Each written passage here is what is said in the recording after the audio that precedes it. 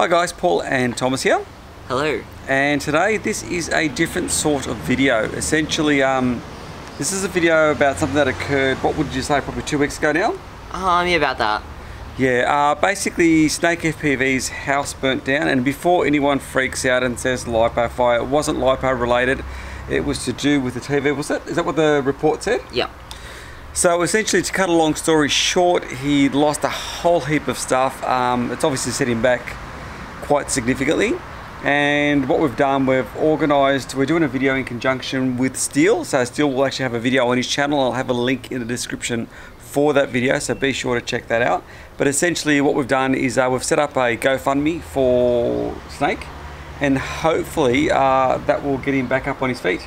Yeah. So have a look at that. If you do want to contribute, you're more than welcome to. If you want to share this video or share the link to the GoFundMe, that'd probably be the better way to go. But also check out Steel's video, and any help you can lend, that would be much appreciated. If you don't want to, that is perfectly fine. You're not obligated to, but if you can, that would be fantastic. Yeah. So we'll cut to Snake now, and we had a little bit of a chat with him today.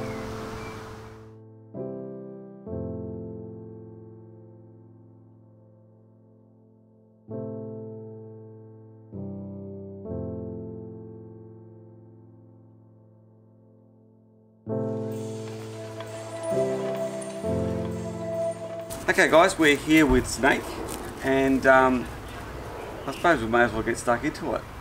Can you tell us exactly what happened and how the day went down? We actually had plans to go flying, which was kind of devastating, because we actually did have plans to go flying, and we were dropping you off for an exam, wasn't it, at school?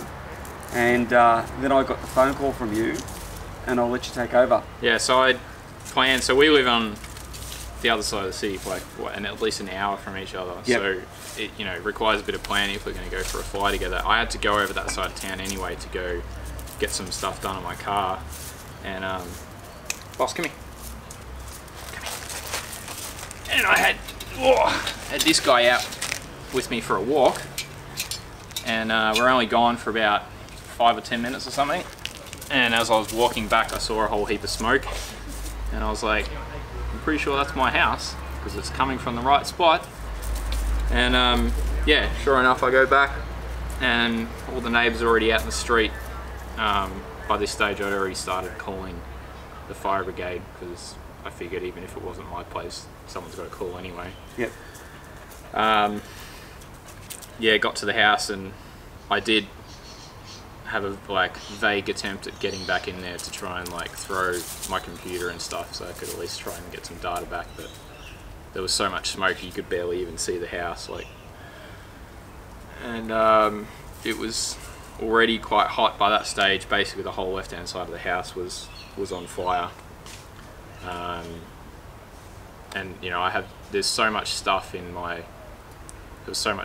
study,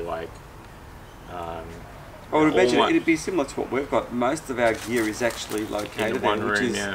Computers, laptops, just about everything, isn't it? Well, and even the thing that makes it even worse is that it's quite unusual that all of my things would be in that room. A lot of the time my camera gear would be in a different room. My external backup, data backup, would be in a different room. Even my quad stuff, LiPos and everything, would normally not be in that room, but we'd only recently moved house, which is why sort of some of the stuff is not as well organised as what it should have been. And even my cameras, I think I'd been on a Skype call that morning with Trappy or someone, and was talking about, I think we were talking about the radios, and I was showing him some of the ergonomics on one of my cameras, and that's why my cameras were in that room. Yep. Yeah, so, and I knew when that whole room was on fire, I was just that's basically every single thing that I've ever owned is in that room. So literally we're talking RC gear, from FPV gear through to computers, through to DSLRs, because you also bought a camera same as mine, didn't you? Oh, that's gone? That's gone. Okay. Yeah, I had, so there's... And you bought that just before you went to Atlanta, wasn't it? So that was probably 3 or 4 weeks old.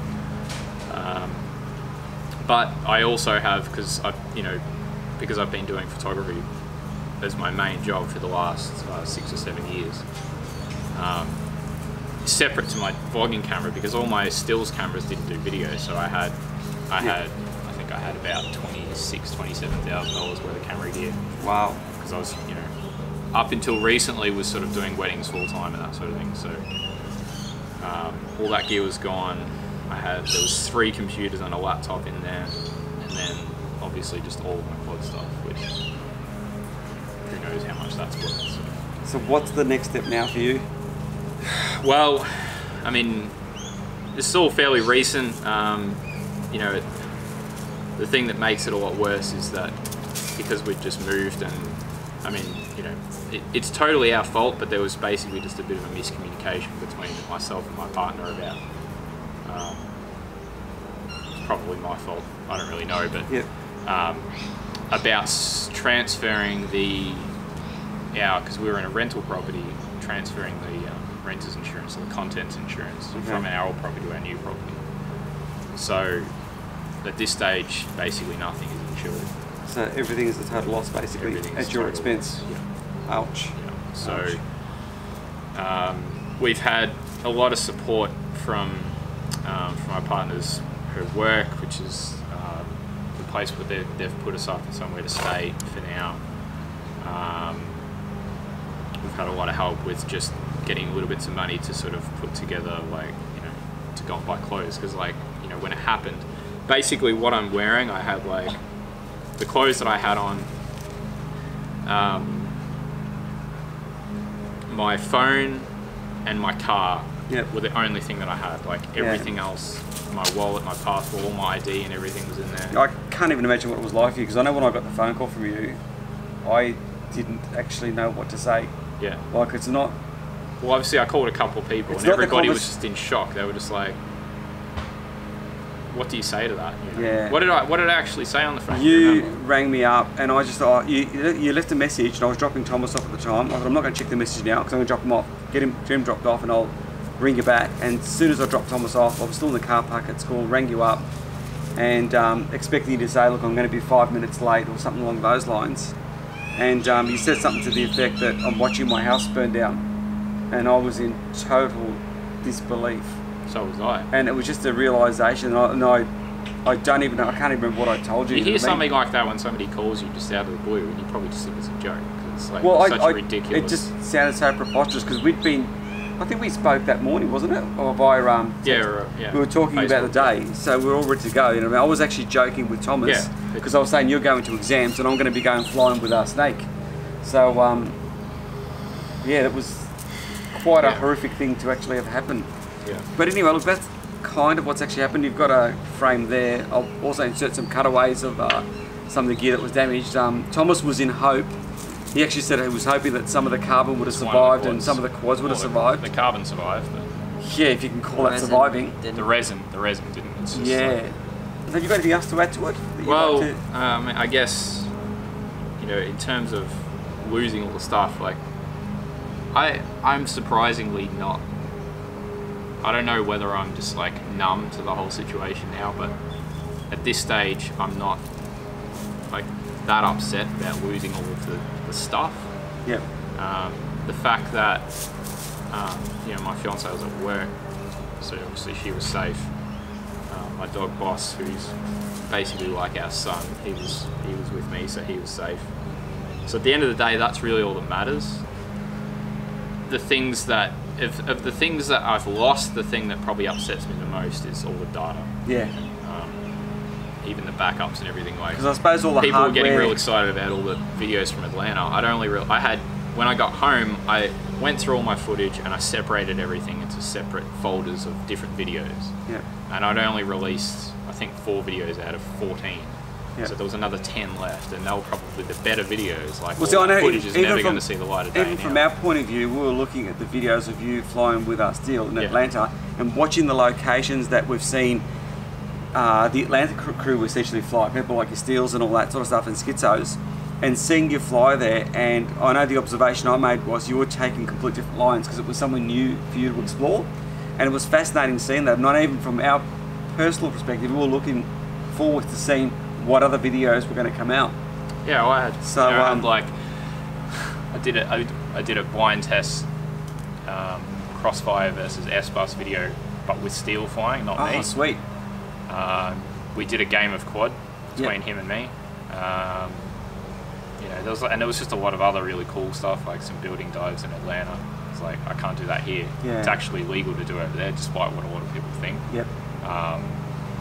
You know, if you do it under the right circumstances. So I guess the harsh reality is that because of the insurance situation, obviously I'm getting a lot of support from sponsors and just guys in the community. Like TBS have helped me out and you know, sent me a heap of stuff and been super supportive. Impulse RC has sent me a heap of stuff.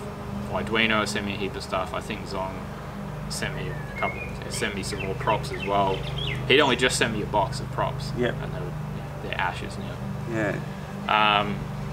But the things that, you know, I'm really not, I don't like the idea of like, you know, crowdfunding, like just because somebody screws something up. But the reality is I'm so screwed now that there's just nothing I can do. And in order to try and, you know, build up the equipment that I need for my business. Well, my realisation was that as soon as it happened, and I know you probably didn't want to hear it at the time because you had fire and everything, was that you've got there's a strong community in FPV that I know we wanted to help, and I've been on your case about what can we do, and you kept saying just lay low for now, let's get these things sort of sorted out. And I suppose that's what this is all about, and I think your sponsors have actually shown that, and including other companies in the industry, that they do want to get behind, I suppose, our fellow mates. I mean, like, you put out content that we all enjoy. I know from my selfish point of view, I want to see more videos, you know what I mean? You do lots of tests that I actually respect and like watching, especially when you tend to do a lot of blind tests and you share that first impression, which to me is really important. I want to see more of that, so hence that's my selfish motivation for wanting to get this out there. Steele's also done a video too, so hopefully that should be up at the same time. If it's not, there will be a link in the description, so please check out Steele's video, and I'm sure Steele's going to put out some more content with yourself in it. So that'll hopefully capture get back together at some point. Some of that stuff that was actually happening in Atlanta while you were over there with him. I guess the point of this video is just, I don't expect like any big donations from anybody. I just feel like, you know, there's hopefully a large amount of people that are maybe willing to contribute a small amount, which, you know, it might only be a couple of dollars or something like that per person, but that is going to basically, you know, set me up for the next couple of years of my life, because this is a setback that without this sort of support is going to be extremely difficult to recover from. And you know, I wouldn't be doing this if that wasn't the reality of the situation. So, well, I think people want to help. That's the other thing. There's your I know from our personal, for our own selfish reasons, we want to actually help. So hence that's why people want to get behind something like this. So there's no obligations. You want to, you can. You don't have to. There's nothing good or bad about it. Do what you want to do. I'll have some videos at the end of this with some of your flying, so you can check that out. And I'll also have links to some of your videos there and a link to the GoFundMe. I just want to have a quick opportunity to thank, I'm trying to remember everyone that's helped us so far, to thank Trinity Grammar School, which is where my partner works, and they've been unbelievably supportive, and the school itself, as well as their general community, all the staff and everything. All of our sort of closer friends and everyone has really come together to help out. You guys have been amazingly supportive. Steele, Trappy, like all those guys. I mean, if I've forgotten people, I'm sorry, but yeah, we've already had a lot of support, and we're just sort of hoping to basically just try and get back on our feet. That's it. Well, we want this guy back on his feet and we want him flying. I want to go for a flight with him because I missed out on that, so we need to actually make that happen, and I want content. So there you go. So sorry for the lack of content on my channel. So that's wondering like if the videos just stopped. He teased us, that's what he did, he teased us. But anyway, more content to come soon. Thanks very much for watching, guys, much appreciated. Thanks. Cool. Thanks, guys.